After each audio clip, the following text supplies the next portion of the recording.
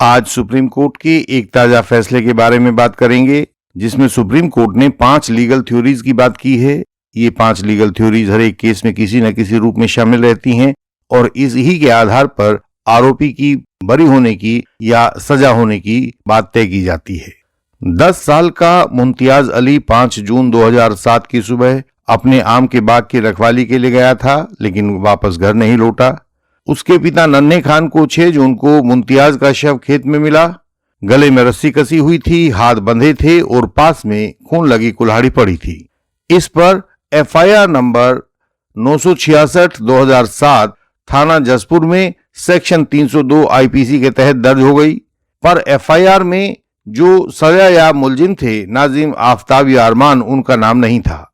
बाद में एक गवाह ने विवाह की दावत में किसी साजिश की बात कही कि उसने सुना था कि मिलकर मुमताज को मारा जाए। कुछ दूसरे गवाहों ने मृतक और आरोपियों को एक साथ अंतिम बार जाते हुए देखा था। उनको लासिन का गवाह बनाया गया। ये गवाह अभियुक्तों को पहले से नहीं जानते थे, लेकिन टीआईपी के बिना चार्जशीट दाखिल कर दी गई। ट्रायल कोर्ट व हाई कोर्ट ने दोष को सिद्ध कर दिया, पर सुप्रीम कोर्ट ने सभी परिस्थितियों को बहुत अविश्वसनीय पाया। केस के पर्टिकुलर्स आप सामने देख पा रहे हैं। सुप्रीम कोर्ट ने इस केस में 5 प्रकार की लीगल थ्योरीज पर चर्चा की। इन लीगल थ्योरीज के नाम हैं सर्कमस्टांशियल एविडेंस थ्योरी, लासिन theory, dock identification theory, conspiracy hearing theory, motive theory.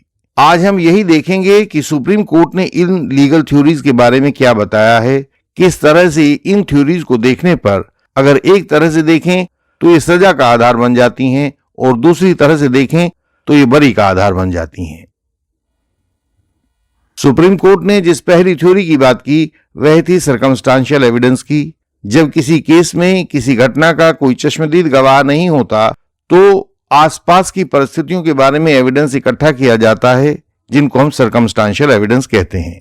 इस सर्कमस्टांशियल एविडेंस को तभी स्वीकार किया जा सकता है जब प्रोसिक्यूशन शरद बिरदीचंद शारदा वाले केस में दिए गए 7 सिद्धांतों को पूरा कर दे।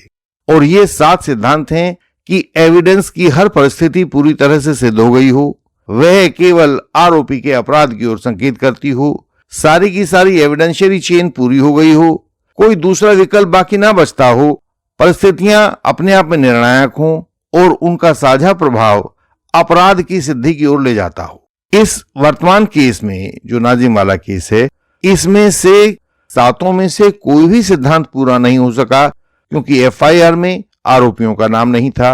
एविडेंस में बहुत सारे ओमिशंस थे जो बाद में चलकर कॉन्ट्राडिक्शंस बन गए। परिस्थितियां आपस में किसी भी प्रकार से कंप्लीट चेन नहीं बनाती थीं, इसलिए सुप्रीम कोर्ट ने इस एविडेंस पर भरोसा नहीं किया। सुप्रीम कोर्ट ने अगली थ्योरी का जिक्र किया, लासिन थ्योरी। इस लासिन थ्योरी का मूल सिद्धांत यह होता है कि यदि मृतक को अंतिम बार आरोपी के साथ जीवित देखा गया हो और उसके तुरंत बाद उसका शव मिल जाए तो आरोपी को यह स्पष्टीकरण देना पड़ता है कि वह मृतक से कब और कैसे अलग हुआ था, बाद में क्या क्या घटित हुआ। परंतु इस केस में सुप्रीम कोर्ट ने कहा कि यह सिद्धांत केवल तब लागू होता है जब लासिन और शव मिलने के बीच का टाइम गैप बहुत कम हो। यदि टाइम गैप बहुत ज्यादा हो जाएगा तो इस थ्योरी का कोई अर्थ नहीं रहता है।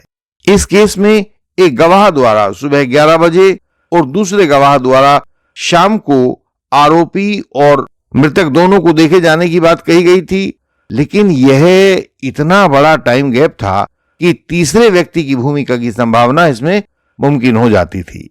इसलिए सुप्रीम कोर्ट ने कहा कि लास्ट सीन थ्योरी का यह आधार इस केस में लागू नहीं होगा, क्योंकि टाइम गैप बहुत ज्यादा है। लासिन थ्योरी कब होगी? केवल जब टाइम गैप कम होगा। अगला आधार सुप्रीम कोर्ट ने बताया था डॉक आइडेंटिफिकेशन का। डॉक आइडेंटिफिकेशन वह पहचान होती है जो गवाह पहली बार कोर्ट में आरोपी को डॉक में यानी कि झुंड में खड़ा हुआ देखकर उसकी पहचान करता है। ऐसा किन केसेस में होता है? जब शुरू में गवाह आरोपियों को नहीं पहचानता है, लेकिन पुलिस इन्वेस्टिगेशन में उनकी टीआईपी नहीं करवाती है, टेस्ट आइडेंटिफिकेशन परेड नहीं करवाती है, और सुनवाई में गवाह उंगली उठाकर कह देता है कि ये रहा वो आरोपी। इसे डॉक आइडेंटिफिकेशन कहते हैं। असलियत में बिना टीआईपी के की गई डॉग पहचान की एविडेंशियरी वैल्यू बहुत कम होती है। इस केस में सुप्रीम कोर्ट ने यही गड़बड़ी पकड़ी कि दोनों गवाह PW3 और PW4 इन आरोपियों को पहले से तो जानते नहीं थे। तो जब पहले से जानते नहीं थे, इन्वेस्टिगेशन के दौरान इन्होंने आरोपियों की टीआईपी नहीं की, तब कोर्ट में उन्होंने किस आधार पर आकर आरोपियों की ओर उंगली उठा दी कि ये आरोपी हैं? सुप्रीम कोर्ट ने इस बात पर भी यकीन नहीं किया। सुप्रीम कोर्ट ने चौथी थ्योरी बताई थी, कॉन्स्पिरेसी हियरिंग थ्योरी।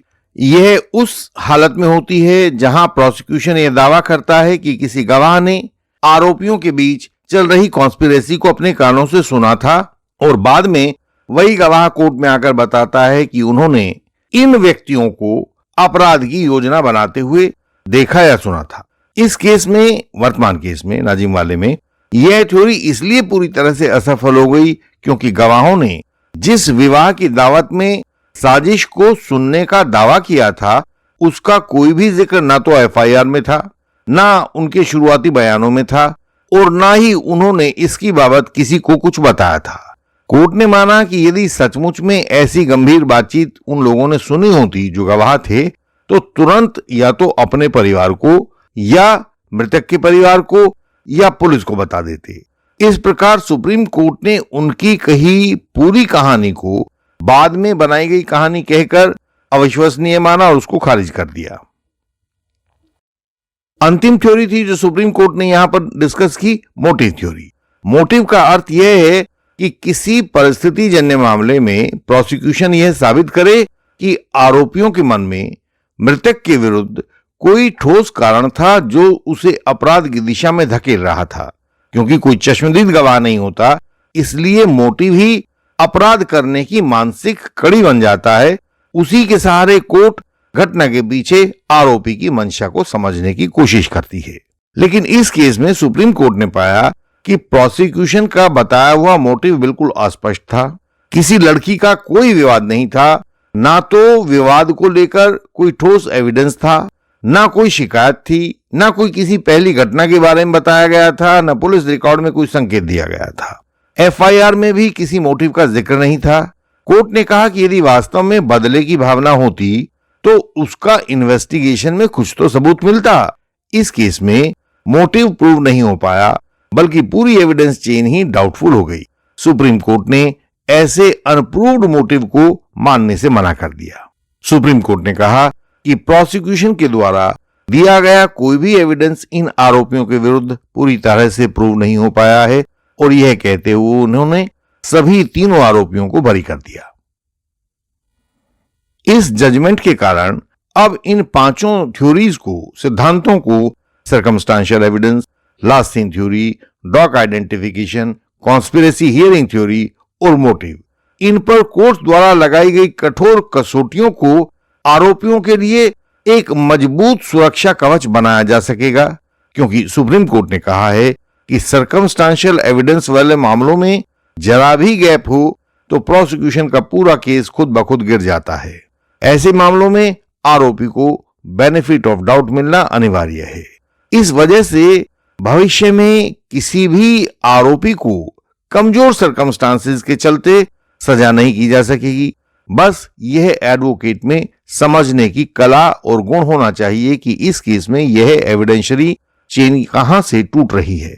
यानी इस निर्णय के बाद अब अनुमान या बाद में बनाई गई कहानियां या आरोपी की गलत पहचान या अनप्रूव्ड मोटिव या टूटे हुए एविडेंशियरी लिंक पर सजा सुनाना लगभग असंभव हो जाएगा और प्रोसिक्यूशन की प्रत्येक कमी सीधे आरोपी की रक्षा को और मजबूत कर सकेगी, क्योंकि डिफेंस काउंसिल अब उसको टूटा हुआ साबित कर सकेंगे।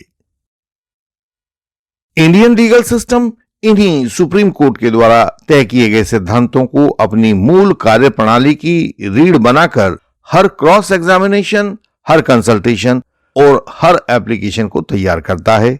क्योंकि हमारा दृष्टिकोण यही है कि जब तक प्रोसिक्यूशन की सर्कमस्टांसेस एक एक करके न्यायिक कसौटी पर खड़ी ना हो, तब तक किसी आरोपी की दोष सिद्धि संभव नहीं होनी चाहिए। इसलिए हम उन एक एक सर्कमस्टांसेस को तोड़ देते हैं। इंडियन लीगल सिस्टम हर केस में सबसे पहले चेन ऑफ सर्कमस्टांसेस को तोड़ने वाले बिंदु खोजता है।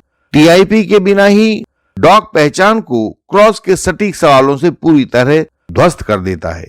इसी जुडिशियल समझ के आधार पर आईएलएस अपने क्लाइंट को एडवांस कंसल्टेशन देता है, इंटेंसिव कंसल्टेशन देता है। यही कारण है कि इंडियन लीगल सिस्टम का डिफेंस अप्रोच हर केस में एक मजबूत, वैज्ञानिक और न्यायिक रूप से सुरक्षित परिणाम की ओर आगे बढ़ता है। हम आरोपी को सुरक्षित करते हैं।